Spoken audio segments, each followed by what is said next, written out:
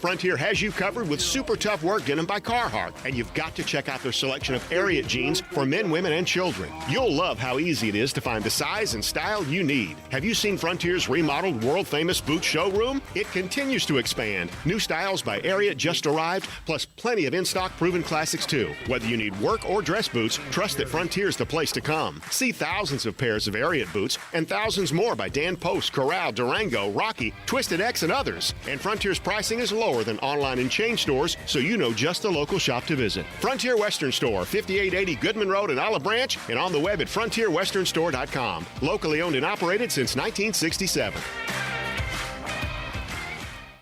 True Home Security is having a system that is proactive, not just reactive. Old school security systems only react once the damage is done.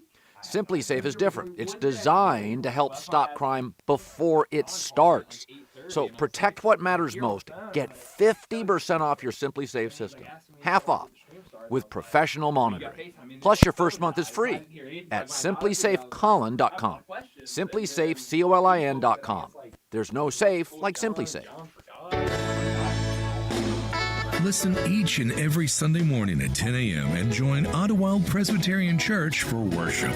Ottawild is a PCUSA church located in Midtown Memphis. It's time for Wolo and Friends on Sports 56. Here is your host, the voice of the Tigers, Dave Woloshin.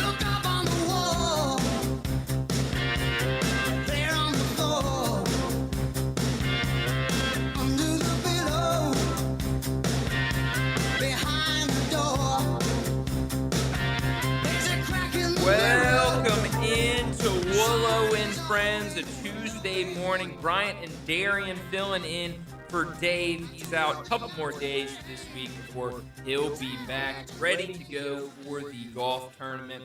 But a lot we got to get into today. We got to talk some baseball. We got to talk some football. We've got to talk, obviously, the golf tournament, where we are just, I guess we're a day away. It's a couple days from round one that will start on Thursday. But we will be out there tomorrow. I know Greg and Eli were talking about it a lot.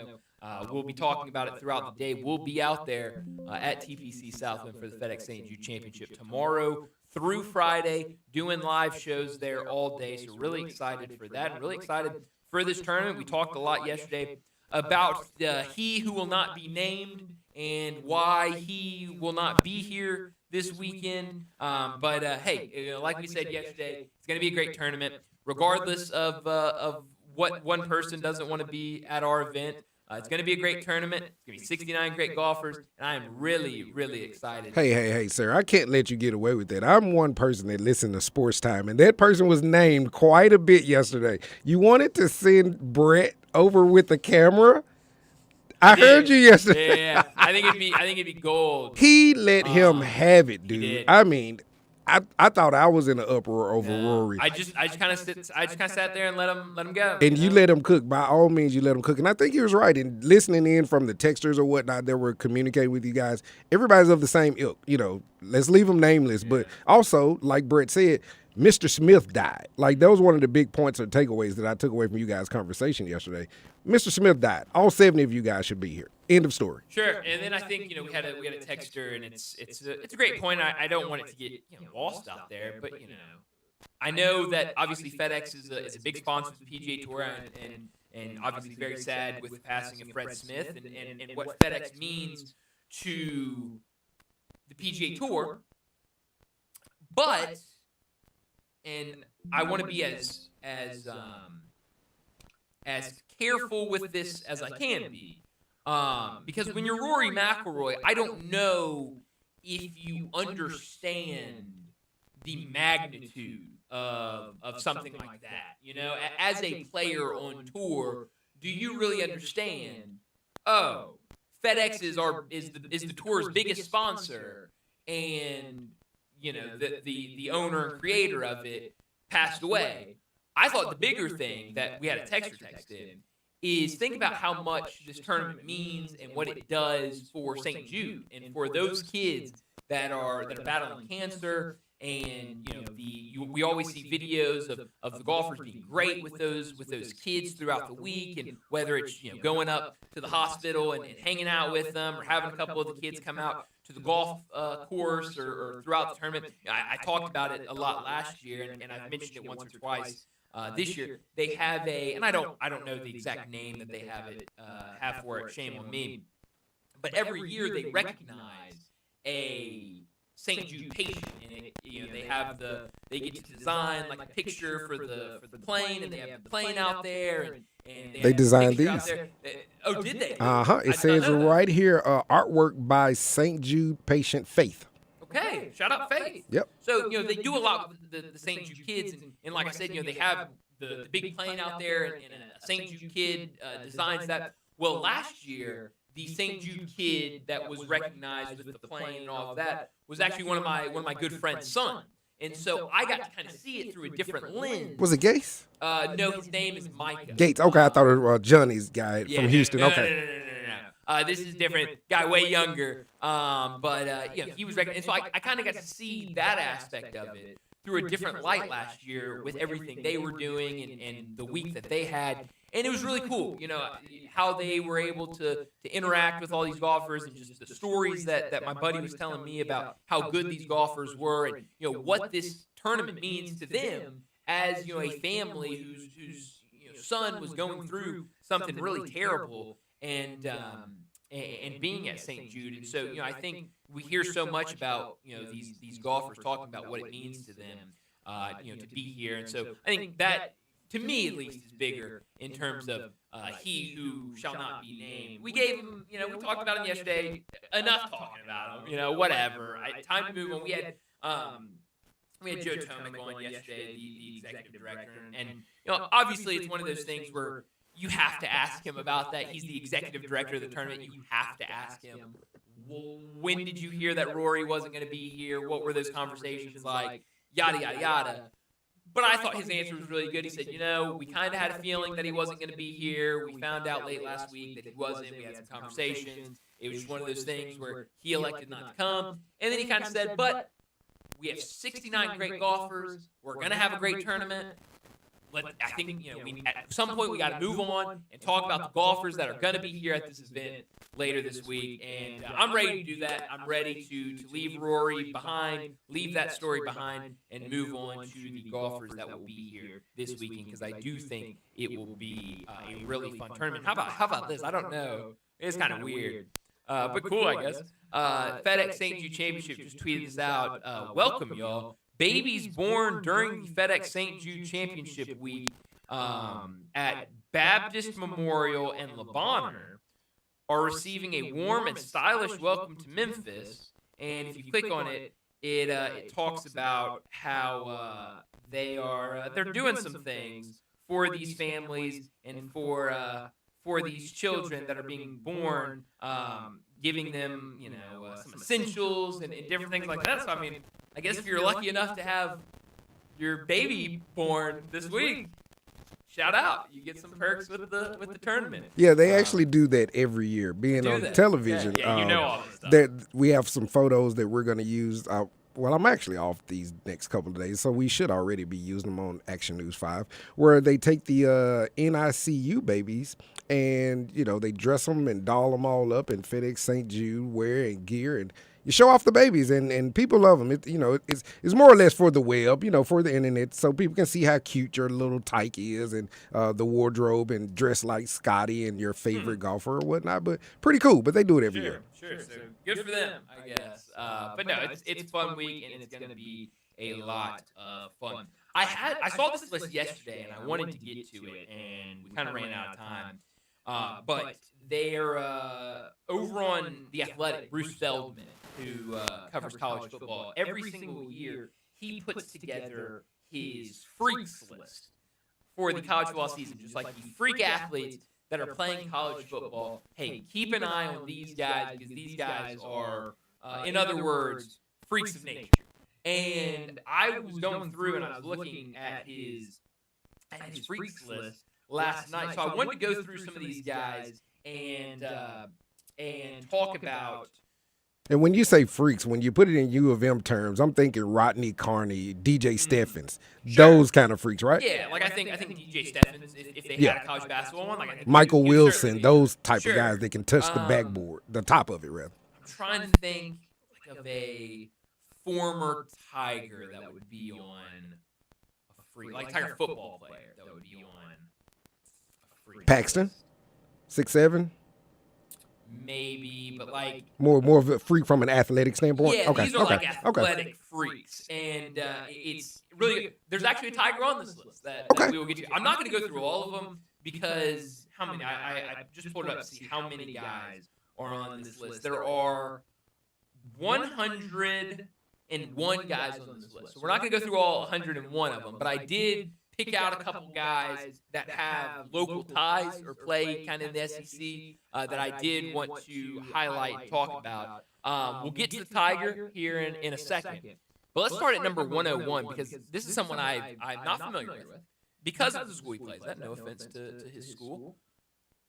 Jamichael McGoy from UT Martin, a cornerback from UT Martin. Let me tell you a little bit about Jamichael. He's a cornerback with the Skyhawks of UT Martin. He's 5'10", 170 pounds, but he has a 41-inch vert. So that's what I'm talking about. That's the type of freak I'm talking about. He also runs his 40 in the 4.38 and 4.4 range.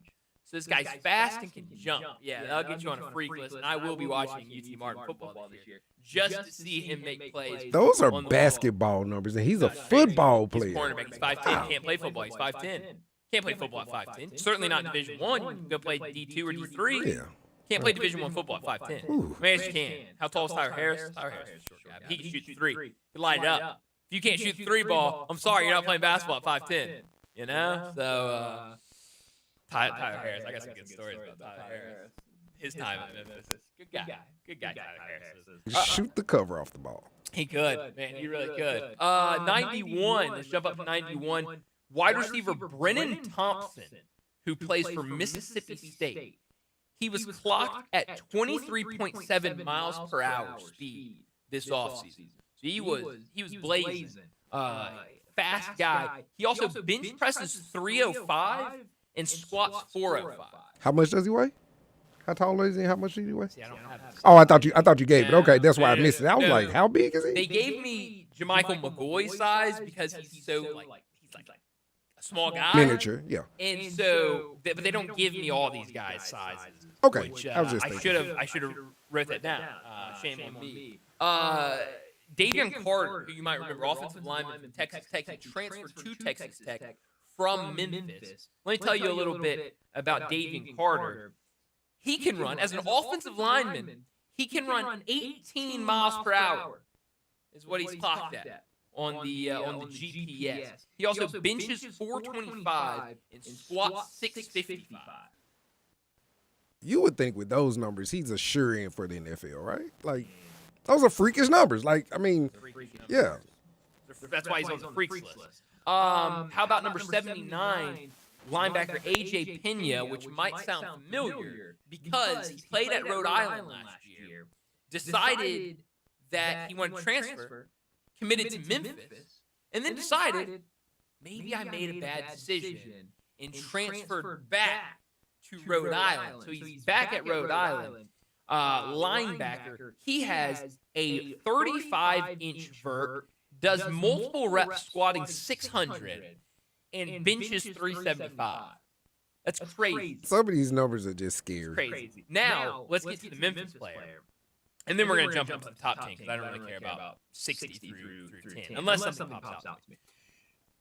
At number 60, wide receiver C.J. Smith for your Memphis Tigers was a Georgia commit, recently played at Purdue, and is now a Memphis Tiger. Let me tell you a little bit about him. And you talk about these draft numbers. Tell me that if he doesn't have a good season, that NFL scouts aren't going to be calling about C.J. Smith. That's because C.J. Smith runs a 10.29 100 meter. He was clocked at 23.1 miles per hour, and He benches 315. He squats 445, and he cleans 325. Now, I'm curious because I don't really care. I'll be completely honest. And I know there's probably some Mississippi State fans out there that are listening. I don't care as much about Brennan Thompson's size. I do, however, am curious, what is C.J. Smith's size? 6'2", 194. At what position is he? Wide receiver. Wide receiver. Fast guy. I know that a lot of people listening probably don't play the new college football video game, but he's like a 97 speed on college football. He should be, right? Yeah. He's fast. I saw him at the spring game. He's at 23-1, yeah. He's all of the 23 miles per hour that they clock him at. He's fast. I mean, he has a good season, and NFL scouts are calling, right? Like that's easily. Those are good numbers.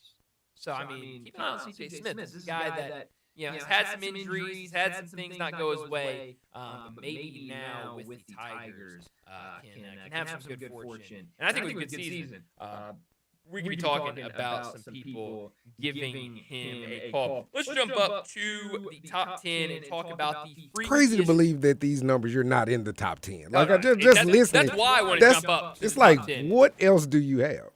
So let's jump up to the top 10. I don't even know if it's the top 10. I haven't really looked at it. So, all right, let me tell you about number 10. Sonny Styles, a linebacker from Ohio State, okay? Styles started 28 games and won't turn 21 until November. Finished the season with 100 tackles, 10.5 tackles for loss, 5 passes broken up, 6'4.5", 243 pounds. His father won a Super Bowl with the St. Louis Rams. Don't tell me the year. He broad jumped 11 feet. He has a vertical of 40 inches and squatted 675 pounds. That's his body fat is 10%. As a linebacker, that's crazy. 675. That's almost a car, dude. Like a little tiny car, obviously, but that's almost a vehicle. That's crazy. I mean, that's insane. That's wild. That is incredible. So keep an eye for linebacker Sonny Styles, I guess. Let's move up to number 9, defensive lineman Keldick Falk from Auburn. Okay. He's been with Auburn 2 seasons. He's combined for 80 tackles, 14.5 tackles for loss, and 8 sacks. He isn't 20 years old yet. He'll turn 20 in a few weeks into the season. Had 11 tackles for loss and 7 sacks last year. Was really good in the Iron Bowl. The 6'6", 285-pound junior squatted 700 pounds this offseason and bench pressed 415. That is crazy strength for a defensive lineman. At number 8, Zane Durant for the defensive tackle from Penn State. This is his 3rd season on the freaks list, so I'm excited to hear about why this guy is such a freak. He clocked a 4.43. I'm sorry, I got ahead of myself. 6'1", 290-pound senior from Florida. Ran a 4.66 40, hit a max velocity of 21.1 miles per hour. He clocked a 4.43 shuttle time, broad jumped 9'10", and vert 30.5 inches. He's bench pressed 425 pounds and squatted 660. This offseason, he power cleaned 345. That's insane. 3rd year on the freaks list. That is nuts. A center from Iowa, Logan Jones, is number 7. 36.6-inch vertical, 1.53 10-yard split, 409 shuttle, squatted 705 pounds this offseason. 470-pound hang clean. So very strong. Who's number 1? Let's jump up to number 1. Did you say 705? I sure did. Yeah, I don't know why I said it. And I just quickly moved by. Just quickly passes through. Like those have to be like Olympic numbers. Like I don't know. Right? Can you look up what? And it's so hard because Olympic weightlifters, that's by weight class. So it'd be hard. What's his size? Let me go back to 7. I think it's by weight size. That's what I'm assuming. He's 303 pounds. So if you could find the Olympic record for like 300-pound squat and see how close 705 is to that, because that is a crazy number. But I would assume, like, if you're an Olympic weightlifter, like you, I don't know what you're squatting. That is not an event I watch at the Olympics, I'll be completely honest. But it's got to be high up there. While you look that up, I'll tell you number one. Jeremiah Smith, the wide receiver from Ohio State, one of the best players in all of college football, and he is number one on the freaks list. Obviously, has entered the season with a ton of hype after what he did last year. Here's a little bit about why Jeremiah Smith is on the freaks list. 6'3.5", 223 pounds. This is a piece of the story. Asked which of his freakish feats this summer he's most proud of, Smith said it is his 225 pounds on the bench for 20 reps. Quote, I'm very proud of that. I could probably only hit like 5 before I got to Ohio State. I came in weak. Smith has an 11-foot broad jump, 38-inch vert, and is clocked at 23.5 or 23.5 miles per hour on the GPS. Some people think he could get up to 24 miles per hour. He squats 550 pounds. So yeah, a freak of an athlete with that type of strength, at that size, with that type of speed. Jeremiah Smith, I know everyone's going to be watching. That's not one where, like, I'm telling you, maybe you should go watch UT Martin football to see this 5'10" guy that has a 41-inch vert. But everyone's going to be watching Jeremiah Smith for good reason. He's going to be in the NFL here soon. What do you have for me? So with this Olympic deal, it's kind of hard to pinpoint size with the record of squat. But just overall, the record for squatting is 1,080 pounds. And the guy is Ray Williams. He was 6'1", 440 pounds. Crazy. You know what? 100 pounds lighter. You got to give the other guys credit. I'll give our guy credit. What's his name again? I already forgot his name. That's 7. Logan Jones. Center for Iowa. Yeah, because he's what, 300? Yeah. Got to be, right? I want to know a little bit about Logan Jones. Let me guess. Big boy from, like, Midwest. I can almost... Hackensack, New Jersey. Yeah. Like he's gonna look like an Iowa center, I'm sure. I don't know. Yeah, but 6'1", 440. That's stocky as all get out. It really is stocky. Logan Jones. He's from Iowa. Wow. Born and raised from Council Bluffs, Iowa. Yeah, that's what you expect from an Iowa center, I do believe. So, the Freaks list always really fun and really cool to see a Tiger on that Freaks list. Really why I want to talk about it, to get to C.J. Smith, who is number 60 on the Freaks list. Over at the Athletics. So it'll be fun to watch. I'm really excited to see him this year. I mentioned it. I saw him at the spring game. Was really impressed with what I saw. Like I said, his speed, his ball catching ability. Some of the balls that he was catching were I mean, he was laying out for him. He was making plays. Really impressive. And so I am excited to see what this Tiger team can show. We're only a couple weeks away from the season. Memphis will be hosting Chattanooga, and we still have questions about this team. I think that is the biggest thing, because Darren, we didn't talk about this yesterday, but the coaches poll came out. The first coaches poll of the season came out, and Memphis received the most votes outside of the top 25 for a group of 5 team, which is huge for the Tigers. And I'll be completely honest, I said this yesterday with Brett. I was surprised that Memphis had the most receiving votes of group of 5 teams outside of the top 25. And it has nothing to do with Memphis. And I'm guessing that Boise was ranked, right? Boise was ranked. Correct. Okay, so that's what I'm taking from it. Let me roll through the top 25. I do want to talk about this top 25, and we might have to kind of talk about the Tigers here and then come back and do top 25 as a whole, because I do want to talk about this, but we need to get to a break here in a couple minutes. So let me roll through the top 25. Texas at number 1, Ohio State 2, Penn State 3, Georgia 4, Notre Dame 5, Clemson 6, Oregon 7, Alabama 8, LSU 9, Miami 10, Arizona State 11, Illinois 12, South Carolina 13, Michigan 14, Ole Miss 15, SMU 16, Florida 17, Tennessee 18, Indiana 19, Kansas State 20, Texas A&M 21, Iowa State 22, BYU 23, Texas Tech 24, and Boise State 20. That is a very fair list. I think it's a good list. I think that's a very fair list. I think there are a couple teams maybe a little too high, maybe a couple teams a little too Who'd you low. got? Or you want to get into it later, or who you got? Let's save that, because I do want to talk about the Tigers right now, kind of put a wrap on the Tigers, and then we will come back to that. How about this? The current world record for most pounds, this comes from Randy, current world record for most pounds deadlifted is 1,113 pounds. Come on, you got to do me the favor and explain deadlift. You don't know deadlift? No. So deadlift, I know we're on it. I knew you. And Landon would be the one Landon. to really explain. Because the clean and jerk, this is like up and down, and you toss it right. Okay. So it's been a while. Darius, You're a football player. I'm a basketball player. I didn't have to deadlift. That's true. So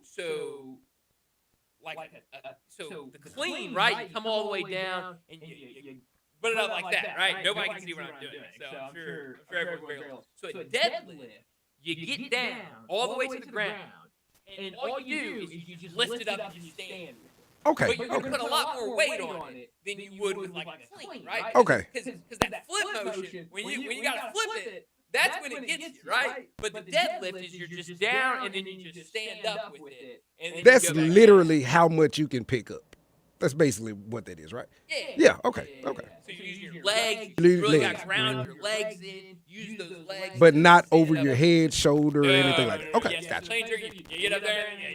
You know, I used to love that. We used to have, shout out Shabazz. He used to come and train us. He used to have us doing that like 5 a.m. on Monday mornings before school. And whoo, boy, he used to kill you. But if the current world record for most pounds deadlifted is 1,113 pounds, and you're telling me the squat record is like 1,000 and what was it, like 1,080 pounds? That's crazy. Yep, 1,000. That is crazy that someone is, if that's true, if both of these numbers are true, that is insane that someone is squatting nearly as much as what the record is for deadlift. That's nuts. But I digress. I don't know enough about that's about as much of the weightlifting. Sounds like you know a lot about it. It's not true. It's not true at all. I get intimidated when I go to the gym nowadays. Because here's the thing. I'm getting off on a tie right now. So when I was in school working out, we just had like you just had the bench and squats. We didn't have all these fancy machines. You go into these gyms now. They got all these fancy machines. Like I don't know what to do with this. Some of them have pictures on them. Some of them don't. Like, I don't know what to do with this. Landon would be the guy. And you have people doing their YouTube shows while they're lifting and all that. You want to get in? No, thank you. I'm good. Please don't put me on camera. No, or you'll have like the like group of guys that are just like standing around talking. Like, hey, are you using this? Like, yeah, I'm using it. You're like, you've been talking for 20 minutes, dude. No, I digress. I don't need to talk about lifting anymore because I got to go back. I haven't been to the gym in a while. So back to the Tigers. I was surprised that so you look at the others receiving vote. Oklahoma, just in order of most receiving votes. Oklahoma would be 26. Missouri would be 27. Louisville would be 28. USC would be 29. Utah would be 30. Baylor would be 31. Auburn would be 32. Iowa would be 33. Memphis would be 34, if I counted correctly. So it goes Memphis, Army, Tulane after that. Do you have the distance between Memphis and Army? So Memphis received 34 votes. Army received 33. And Tulane received 31. Now, if you look, the problem is, and here's the big problem, there was no media poll for the American Conference at Media Day.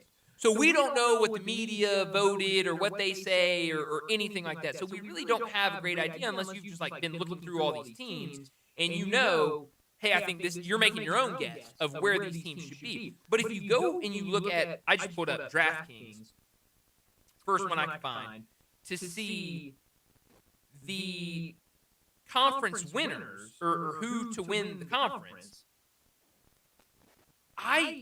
Here it is. So the American Conference Championship Game finals. This is not, they've taken down, I guess they're maybe retooling their numbers, they don't have where you can vote on this to win the conference. I could probably go and find on another app to win the conference.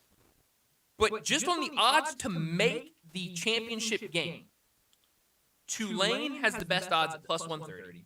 Navy has the second best odds at plus 150. UTSA has the third best odds at 190. Memphis has the fourth best odds at plus 230. And then Army is at fifth at plus 320. I'm going to go to another book and see if I can find any other number that would point to a conference champion. That's really what I'm looking for. But I'm just surprised because of how new this team is, how unknown this team is. I mean, we have question marks all over the place. We don't know who the starting quarterback is. We feel pretty good who the starting quarterback is. Ryan Silverfield called the wide receiver room a grab bag last week. We don't really, we know what all these guys are good at, but hey, none of these guys have really shown that they can do it, as a go-to receiver. It surprised me that Memphis was over Tulane, who seems to have all the offseason hype, and everyone's in love with them. I was very surprised Army had so many votes more than Navy, because it feels like Navy's bringing back their starting quarterback from last year. They're bringing back a lot of pieces. I was surprised. I'm happy. I think the Tigers are going to be really good. I think that's probably where the Tigers should be. But in terms of the national coaches and media and all of that stuff, in terms of where they vote, I will be completely honest, I was surprised. And I think it is reflective of these coaches, or let's be honest, we call it the coaches poll. It's really more like the SID poll or the assistant poll. Like, what you think Steve Sarkisian's voting on the coaches poll? Like, these coaches aren't voting on the coaches poll. So I think that's more of respect to Ryan Silverfield, the job he's done at Memphis, of like, there hey, you go. We always know that they're going to have a competitive team, and they're going to be really good. I found on FanDuel the American Conference Championship game winner odds. Tulane plus 330, UTSA plus 420, Navy plus 490, South Florida plus 550, Memphis plus 550. So Memphis and South Florida both tied with the same odds. And then you really got to jump down from plus 550 to plus 1,000 to get to the next team, and that's Army. FanDuel really not drinking the Kool-Aid. They're not really drinking the Kool-Aid on Memphis or Army when all the coaches are telling you those are the top two teams in the Group 5 outside of Boise State start season. But again, I think this all goes back to, especially now with the transfer portal, what do we really know about these teams? Anything can happen with these teams. And so I think you're seeing a lot of these coaches say, hey, Memphis has a great coaching staff there. We've seen them do it year after year. We think they deserve some votes. We've seen Army do it year after year. They've got competitive teams. They've got teams that are going to be really good. Let's put them high. And so we'll see. I'm excited to see when the media poll comes out to see kind of how it all falls out in terms of receiving votes. It's just like your guy, Jerry Jones, says. Just because we signed them to NIL don't mean they're going to be on the field. I don't know why we have to continue to quote Jerry Jones until, we mentioned the guy that his name shall not be named earlier. Yeah. I think Jerry Jones should fall in that category. Until Michael Parsons gets a deal, he is the name that he's should banished. not be said. He's banished. Okay. Something like that. But if he gets the deal done, then I'll be happy with him. But like Brett said yesterday, let's not worry about it. You can sign the person and make him the highest paid player. He doesn't mean they're going to be on the field. It's like, dude, stop it. Stop talking. Please stop talking. Your son's not doing any better. I thought he was the better one. He's going to take over and have some sense to him. But he clearly has not. Well, we are very late for a break, so let's go ahead and grab that. When we come back, we'll talk a little bit more about the coaches poll that was released yesterday. We also got to talk some Major League Baseball. We'll do all that next on Wolo and Friends. Start your day with Sports 56 Mornings with Greg Gaston and Eli Savoy. Weekday mornings from 7 to 10, right here on Sports 56 and 98.5 FM. I'm Gary York. I'm the service director at Lexus of Memphis. Our service department wants to be more than just a place where you get your oil changed. We do glass repair, windshield replacement, recalibration of your camera and sonar systems, even wheel repair, tire replacement, all the things you would expect from a luxury automotive dealer. Please check out our website. You can schedule your appointment, check out our specials, hours of operation, or if you'd like to do it in person, please reach out to one of our associates at 901-271-5199.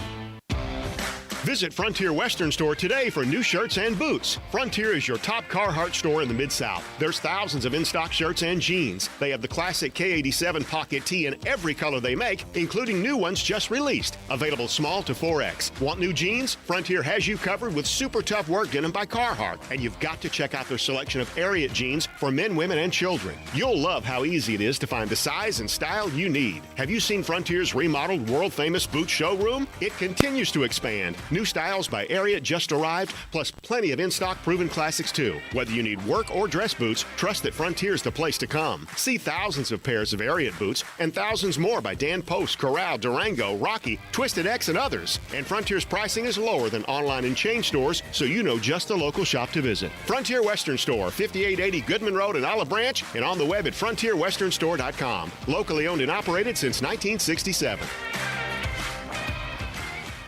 On big game days, you want big game food, flavor, and fun. So on big game days and every day in between, you want Salt Sports Bar and Bistro. Salt has it all. Great happy hour food, great cocktails, and great games on 21 HD TV screens. You can also enjoy your favorite match on the patio with cigars and sports in the open air. Open for lunch and dinner from 11 a.m. to 5 p.m. Salt Sports Bar and Bistro, 3101 South Mendenhall Road. Salt Sports Bar and Bistro, where great food meets the big game. It's time to get loud, y'all. The FedEx St. Jude Championship kicks off August 6th through 10th.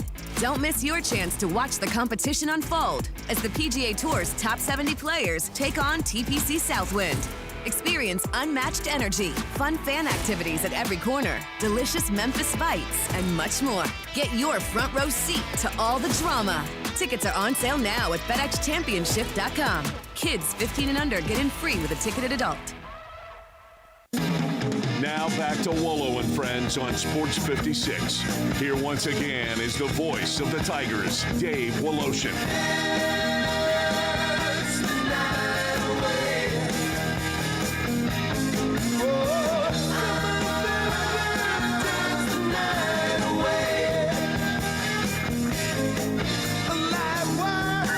Welcome back in to Wolo and Friends. Bryant and Elisha. Oh, man, not Elisha. Oh, you miss him. Oh, Wow. that's the first time. You miss him. Let's try this again. Shout out Elijah, though, man. I take that as a good thing. You miss him. Good deal. That's a good deal. I want to say I miss him because I do. I do miss Elisha. I You're love supposed Elisha. to. But I don't think that came out because I miss him or anything. I think I get caught him. Aw. We say the same things every day, and so Elijah, if you're listening, you're not out of his system yet, sir. That's right. And I'll be texting you later about things that I need assistance with. So you're not done yet. You might not be working up here anymore, but you're not done. You're not off the hook just quite yet. Now, Brian and Darian with you, get you through this Tuesday morning. We talked about the coaches poll more in a sense of the Tigers and where they were ranked. And I'll be completely honest, got me excited about this Tiger season. Already excited about this Tiger season, but definitely more excited seeing the coaches give them some love in the coaches poll. But we were talking about the actual top 25 itself, and I said I think a couple guys might be a little lower, a couple guys might be a little higher than I would have assumed. I'll tell you this: I think if I was voting, and I'm curious to see what the media poll said when we get that, I would not have BYU at 23. I think BYU at 23 is a little high, only because Jake Retzlaff, who was the starting quarterback last year, all signs pointed to him being the starting quarterback this year, obviously is not there anymore because he was kicked off the team.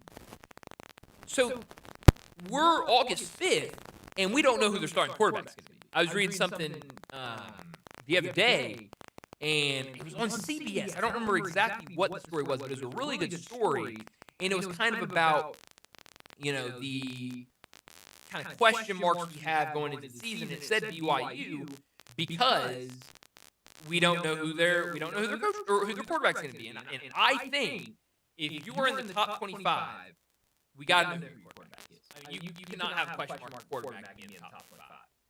Are you not like everyone else where they're saying read the tea leaves with the wide receiver coming in That played with the quarterback already and all of that good stuff. That doesn't ring to you for the University of Memphis. Oh, I'm talking about BYU. Oh, okay. I thought you were talking Memphis, about yeah, Memphis. no. Here, and see, that might be the same thing. Like, I don't know what's going on at BYU. Like, they might know exactly who their starting quarterback's going to be, and they might think he's better than Jake Retzlaff.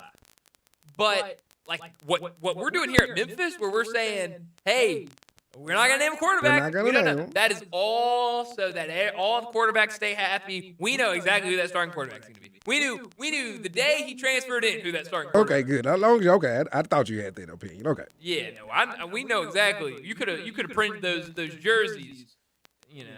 The day he committed, we knew he was going to be the starting quarterback. And that's no offense to any of the other quarterbacks on the roster, but my logic is, and it isn't always the truth. Who was the quarterback? What was his name? Spencer Sanders? Is that the quarterback that was at Oklahoma State and then transferred to Ole Miss for his final year? And everyone was like, "You're not going to play over Jackson Dart. Why are you transferring him?" But he did anyway. So it's not always like that, but I don't know. Most guys, when they only have 1 year of eligibility left, they're not transferring to be a backup somewhere, unless I guess they know their football careers over. Yep, that was Sanders. I thought so. I can pull stuff out every once in a while, but I just, with that type of news and how late it came out, I just would not have had them at 23 because I think there's so much, especially you look at the team, just one team behind them. Texas Tech has all the preseason buzz, all the hype around them. I mean, there are people that are saying this Texas Tech team, they bought their team this year. They could get to college football playoffs. They could make a deep run. They could win the Big 12. I would have put Texas Tech ahead of BYU. Let me challenge you or question you with this.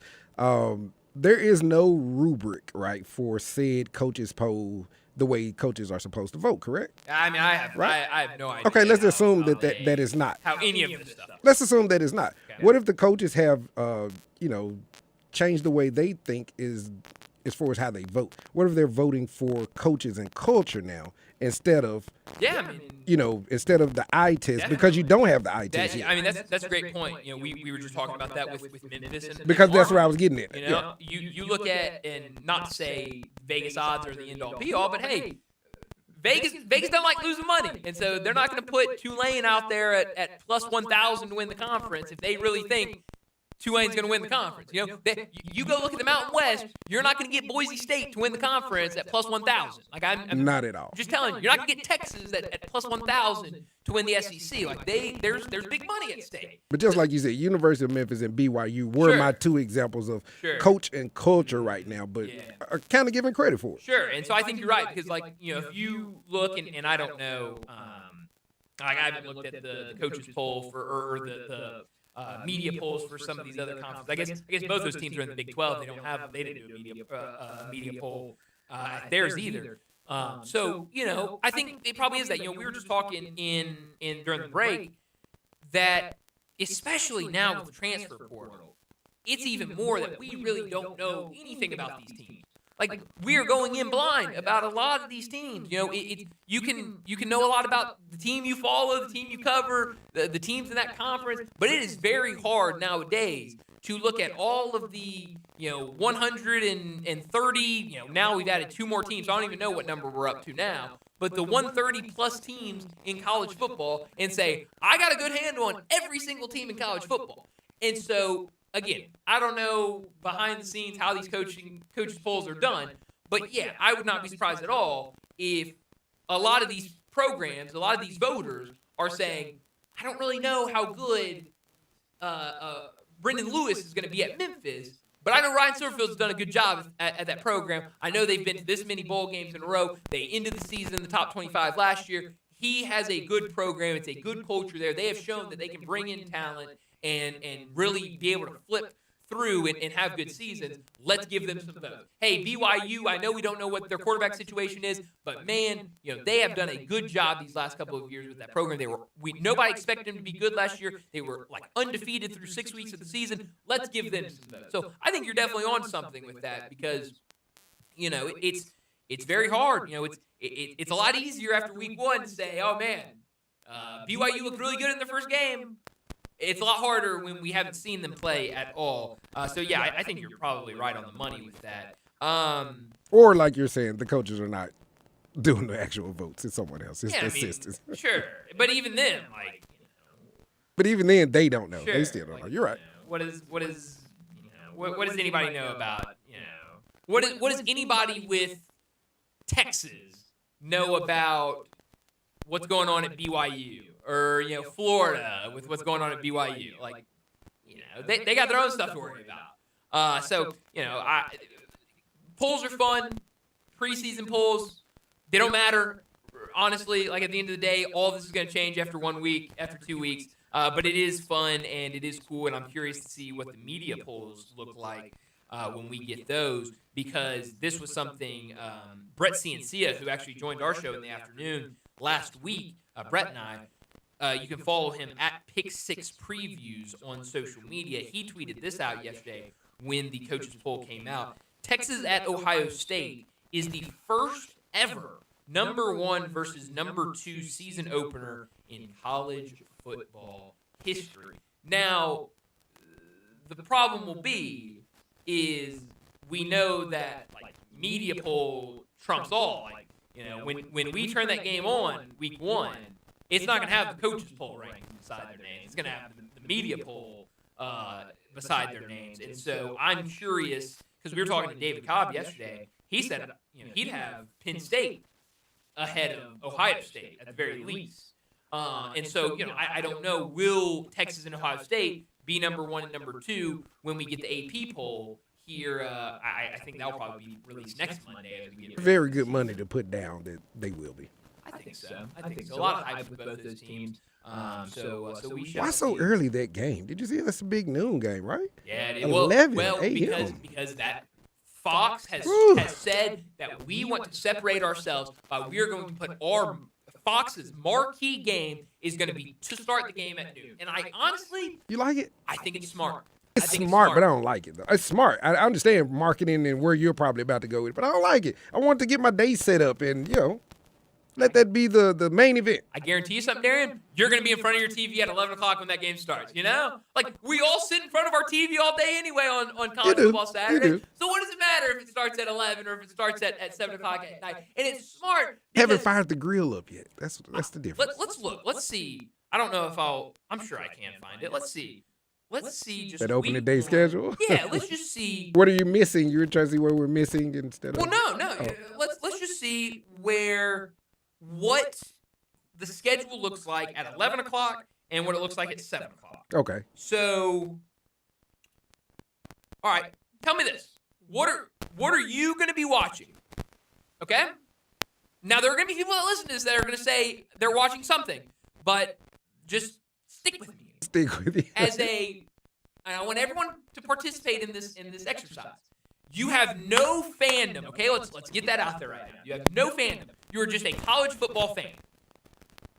These are what you can find on your television at 11 o'clock. On ESPN, on ACC Network, you can watch Duquesne and Pitt. Nope. On CBS Sports Network, you can watch VMI and Navy. Okay? On ESPNU, you can watch Northwestern and Tulane. Okay? On Big Ten Network, you can watch FAU and Maryland. Okay, now let's go to the actual ESPN channels that people will watch. Did I tell you? No, I did not tell you. On ESPN, you can watch Mississippi State and Southern Miss. All right, Mississippi State got you one have no freak fandom. On. You have no fandom. They do have a freak list. Yeah, but no fandom. Are you watching that game as just a college football fan? Nope, because I don't expect anything out of state. Nope. On ABC, Syracuse and Tennessee. Yeah. I say yeah. Maybe. Once I know my full slate, I'll pick my game. But yeah. And then on Fox, you have Texas and Ohio State. Yeah, Texas and Ohio State. Wait, come on. Now let's go down. But if you eliminate it, I'm watching Tennessee and Syracuse. Sure, no, it's a great game. That's why it's on ABC. It's going to be. Look. Let's not also sit here and act like we're all just going to be watching one game. It's 2025. We're all going to be watching multiple games at the same time. But let's go down to 7 o'clock at night and see what is on television. Okay. So now at night, 6:30, you have LSU and Clemson on ABC. At Clemson? at Clemson. At Clemson, okay. So that's really, you got Ole Miss and Georgia State on SEC Network. You've got, let's see, what's on actual ESPN at 7 o'clock? UTSA and Texas A&M. But if you're Fox, you have to make the decision. To battle SEC. We can either be the, I don't want to say only game in town, but we can be the biggest game on at 11 o'clock, or we can battle LSU and Clemson at night and see what people want to watch more. And from a money marketing standpoint, since you're having the conversation, you're not just battling LSU and Clemson, you're also battling ESPN, the monster that it is. And you're battling the fact that, okay, let's bring fandom back into it. I know there are a lot of Ole Miss fans. I think Memphis plays middle of the day, so I can't use them as an example. But Ole Miss plays Georgia State that night. There are going to be a lot of Ole Miss fans that on their main television, they will have Ole Miss and Georgia State. Regardless. And they're not worried about, they might flip around to LSU and Clemson. They might have it on a computer or on a second screen or something like that. But they're going to be watching Georgia State and Ole Miss. Evie Van Pelt ain't watching Texas or something else. Yeah. A lot more games are going to be that 7, somewhere between 6, 7, 8. So you're really, Big Noon is seeing that those primetime spots, there's a lot of teams that want to play primetime. And now, not even just week 1. You look at just throughout the season, you're going to have a primetime game on ABC. You're going to have a primetime game on ESPN. You're going to have a primetime game on some sort of SEC game on SEC Network. You're probably going to have a secondary game on ESPN too. And then you're going to want to have a Big Ten game on Fox. All right, you sold me on it. So you sold me on it. Everybody's going to be watching it anyway. Nobody's doing anything on Saturday. We're watching college football anyway, so might as well get the day started. And because it's at 11, it kind of draws you in to watch, what do they call their show in the mornings? The Big Noon Show? Yeah, it's like a kickoff or something. Yeah, Big Noon Kickoff, something like that. It kind of gets it does. You have to have your TV already on it. You're right. You to watch and I'll throw you one more. It's not for me. The way you kind of explained it, it's not for, me and John Harden.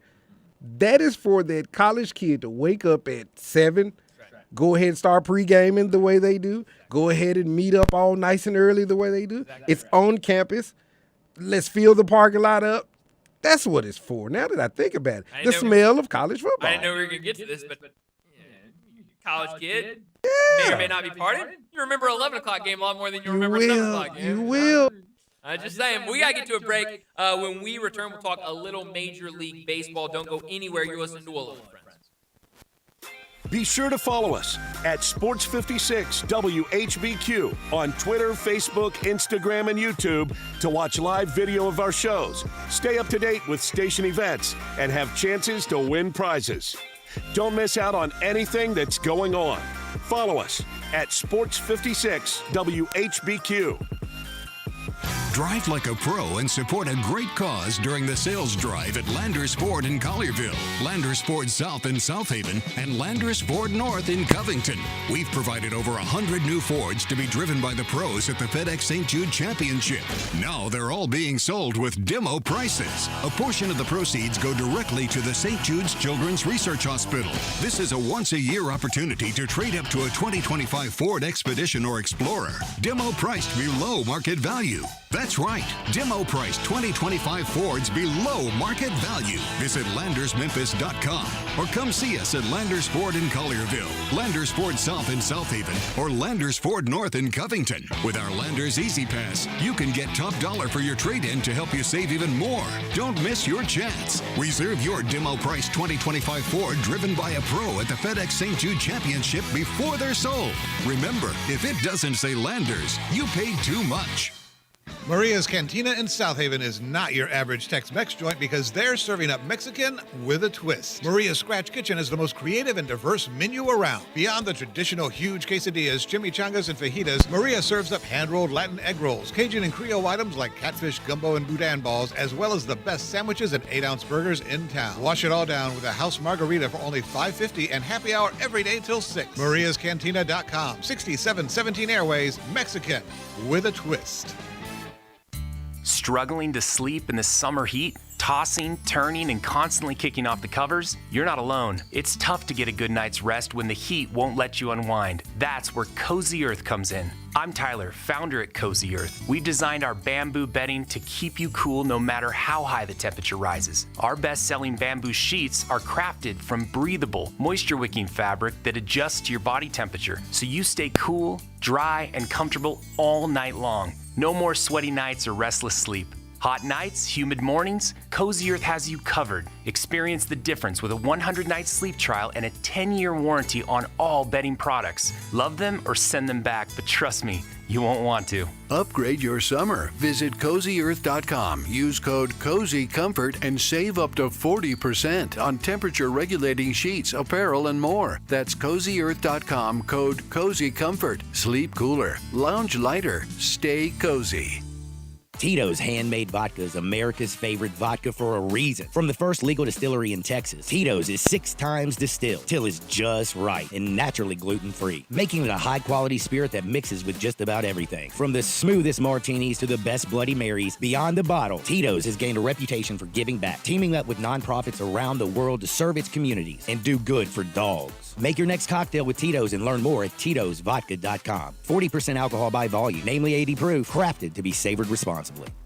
The best golfers on the PGA Tour are coming to Memphis to kick off the FedEx Cup playoffs at the FedEx St. Jude Championship. Sports 56 and 98.5 FM will be broadcasting live at TPC Southwind throughout the day, Wednesday through Friday, keeping you up to date with the latest tournament news. Our coverage from TPC Southwind on Sports 56 and 98.5 FM is brought to you by Landers Ford in Collierville. It's also sponsored by Sissy's Log Cabin, First National Bank and Trust, Ronnie Grisanti's, Lads, The Mold Inspector, and Jim's Place Grill. Now back to Wolo and Friends on Sports 56. Here once again is the voice of the Tigers, Dave Woloshin. All we hear is Radio Gaga, Radio Gaga, Radio Gaga. Welcome back into Wolo and Friends. Brian and Darian with you as we only got a couple more minutes left in today's show. I did want to talk a little Major League Baseball very quickly, as we had a good amount of games last night on a Monday. You really never know what you're going to get on a Monday night, but we had a good slate of games last night. Really fun to watch. And maybe the biggest story from the night, the Yankees lose again. 8-5 final. The Rangers beat the Yankees. It was a game where it really looked like New York. I thought that they were going to be able to pull it out. They go out there. Texas puts up 4 runs in the second inning, but that was after the Yankees scored 1 run in the first, 2 runs in the second, and then 2 more runs in the 4th inning. So you're talking about a 5-4 game in the 4th inning. After that, pretty much all of the scoring came to a screeching halt until the 9th inning, when the Rangers scored 1 run in the bottom of the 9th inning. They went to extras in the 10th inning. Texas scored 3 runs in the bottom of the 10th inning on a home run to win that game. And now, you look at this Yankees team, and I think it's time to be worried about this Yankees team. That is 4 straight losses. I believe that makes them 3-7 in their last 10, if I'm not mistaken. Maybe I'm a little off on that. But they have really been struggling recently. You look at the guys that threw 4-6 last 10. 4-6 in last 10. That's crazy. So yeah, they've really struggled. You look at some of those guys that I talked about yesterday afternoon, of that game on Friday against the Marlins. The Yankees pitched all 4 of their Thursday acquisitions that were pitchers, 3 or 4. Pitched all those guys, and none of them looked good. All of them really struggled. You look at it, 3 pitchers, an outfielder that they acquired on Thursday at the trade deadline. Jake Bird came in that game on Friday, pitched a third of an inning, gave up 4 runs on 3 hits, a walk and a home run. David Bednar pitched 1 2/3 innings, gave up 2 runs, 4 hits, a home run, and recorded a blown save. Camilo Duvall pitched a third of an inning, gave up 3 runs on 2 hits, a walk, and a blown save. So the pitching really struggled in the game Friday. You look last night, those same guys threw last night as well. Doval and Bednar both were fine. They both pitched an inning apiece, gave up no hits, gave up no runs. Both recorded 1 strikeout, and both got holds. But then Jake Bird comes in again, only in that extra inning, in the 10th inning, and gave up 3 runs on 1 hit, gave up a walk, did record a strikeout, and gave up the game-winning home run. Want to get to our cards getting to 500? How about that? How about our cards getting to 500? Yeah. You're a Brave. You're not a Brave or anything. I'm not. I'm asking about you. Who is R? I'm pretty sure they're playing your team right now. Got to win over your boys. I tell you like I tell Brett, that's my second team. Okay, all right, okay. It makes it a weird series for you. I don't know. I mean, hey, and shout out! Watch this. Shout out to my favorite Redbird of all time, Lucan Baker. Lucan has given me more daps than any other Redbird ever. He's now L.A. Dodger. Okay, I was hoping you knew that news. Yeah, he's a Dodger now. I hope I'm not about to break his heart. No, you're not. When I tell him that Lucan Baker is not a Redbird anymore. That's my guy. He's going over to. I love me some Lucan, man. He goes to the Dodgers. He goes from one of your favorite teams. Yes, that's kind of why I brought it up. That's great. But no, that was a fun game last night for the Cardinals. A 3-2 victory over the Dodgers. Really fun game, back and forth. Good pitching matchup, and then ultimately Cardinals able to score late to take the lead. Got some really nice defensive plays. Lars Nootbaar laid out for a diving catch last night in the 9th inning to really save that win. So a really fun game for the Cardinals. But good slate tonight. Every team going, so 15 games tonight in Major League Baseball should be a lot of fun. But we are out of time. We got to get to a break. Thank you again to Darian for helping me out this morning. Thanks to all y'all listening this morning. But don't go anywhere. Johnny Radio, he's around the corner. And tomorrow, we'll talk to you from TPC Southwind at the FedEx St. Jude Championship. Have a great afternoon, everybody. Broadcasting from the family